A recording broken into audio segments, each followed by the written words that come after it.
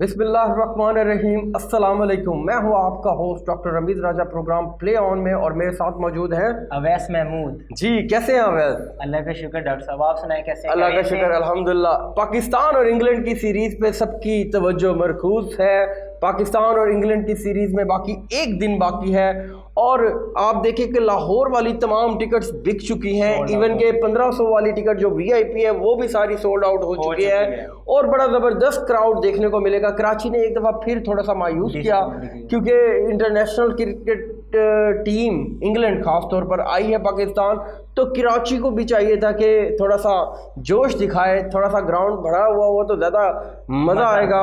जी, 7 T20 हो रहे हैं, 4 हो रहे हैं कराची में, 3 हो रहे हैं लाहौर में। बिल्कुल। तो लाहौर वाले तो सारे बुक हो चुके हैं, मुकम्मल तौर पर भर चुके हैं।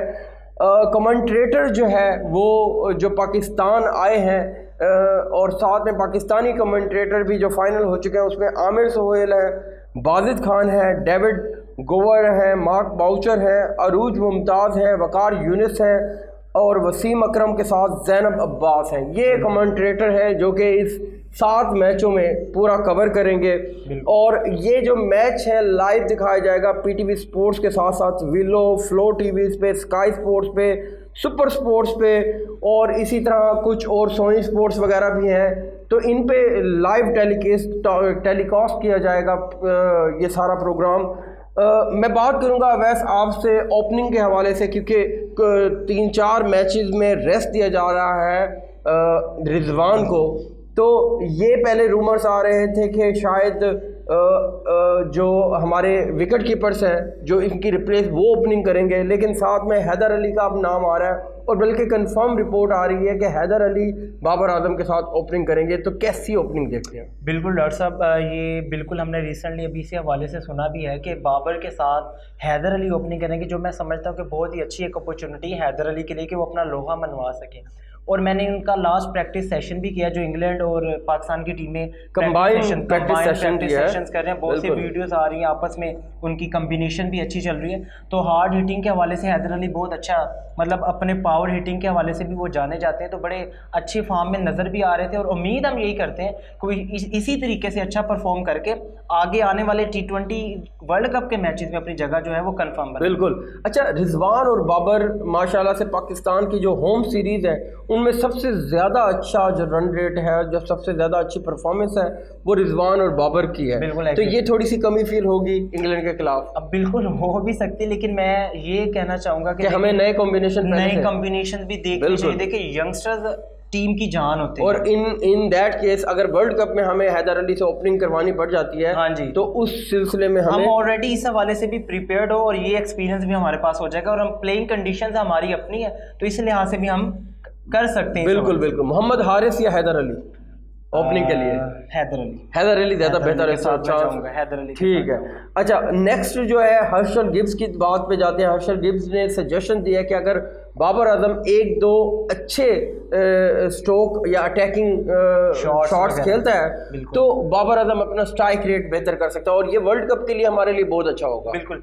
हर्षल गिब्स ने ये रिसेंट इस हवाले से ट्वीट किया, और इसमें मेरे ख्याल से बहुत से दुनिया के क्रिकेटर सुनते भी एक दूसरे की बात है कि अगर कोई बंदा हमारे बारे में क्या बात कर रहा है स्ट्राइक रोटेट के हवाले से, बैटिंग कंडीशंस के हवाले से, तो उन्होंने ये ट्वीट किया कि अगर जो बाबर आजम है, नो डाउट वो बहुत अच्छे प्लेयर है, लेकिन 1-2 स्ट्राइक रोटेट बेटर बनाने के लिए 2-3 अच्छे शॉट्स और ऐड कर, अटैकिंग जो शॉट्स बन के खेले। अच्छा, जिस तरह एक अच्छा प्लेयर होता है ना, वो जब कभी डाउन जाता है तो पूरी दुनिया चाहती है कि ये कम बैक करे, जिस तरह हमने विराट कोहली का कहा कि ये कम बैक करें, अच्छे बैटर है। तो इसी तरह बाबर आजम के लिए भी पूरी दुनिया उनको अच्छा खेलना देखना चाहती है, क्योंकि बहुत अच्छा खेलते हैं, नो डाउट। वो थोड़ा सा डाउन हुए तो पूरी दुनिया से जो है ना उनको सजेशन मिल रही है।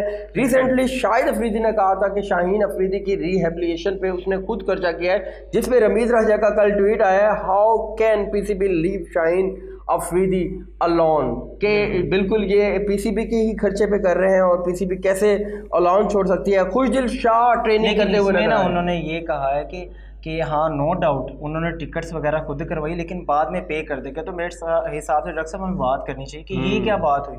ان کیس یہ کہ آپ کا اتنا بڑا سپر اسٹار وہ خود پے کر کے جا رہا ہے, یہ ایسا نہیں, یہ تھوڑا سا ان کو پینل پہ ہے تو بتایا بھی جائے. اب بعد میں انہوں نے جو اس بات پہ ایکشن لیا ہے انہوں نے تو لیا, بالکل ایسا ہونا چاہیے. خوشدل شاہ ٹریننگ سیشن میں بہت زیادہ سکسز لگاتے ہوئے دکھائے گئے. خوشدل شاہ میچز میں کب لگائیں گے, یہ تھوڑا سا پریشانی کی بات ہے کیونکہ خوشدل شاہ 8-10 بال ضائع کرنے کے بعد ریٹ 111 کا ڈاکٹر صاحب. ہاں تو یہ تھوڑا سا سوالیہ نشان ہے. یعنی آپ کا کام اگر صرف چھکے لگانا ہے تو آپ چھکے لگائیں, پھر آپ بال ضائع نہ کریں, پھر ڈرے نا. اگر پاور ہٹر ہے, فنیشر ہے, اگر آپ فنیشر ہیں, پاور ہٹر ہے تو آپ پاور ہٹنگ دکھائیں. بالکل. یہ تھوڑا سا سرفراز نے تھوڑا سا کریٹیسائز کیا ہے کہ اگر فخر کو آپ نے ریزرو میں رکھا ہے اس کی بیڈ پرفارمنس کی بنیاد پر, تو بابر کو بھی پلینگ ریزرو میں رکھنا چاہیے. یہ تو میری تھوڑا سا آؤٹ آف دا باکس بات ہے, میری سمجھ میں نہیں آئی یہ بات, لیکن مطلب انہوں نے یہ کریٹیسائز کیا ہے تھوڑا سا.